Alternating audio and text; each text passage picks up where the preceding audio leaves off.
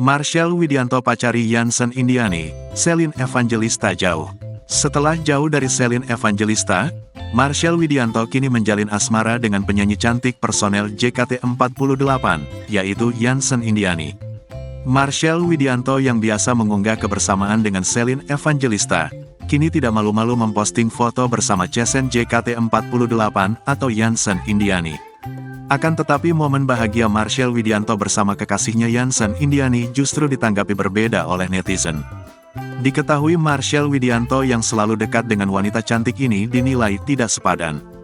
Demikian Marshall Widianto menanggapi biasa saja cibiran netizen mengenai dirinya.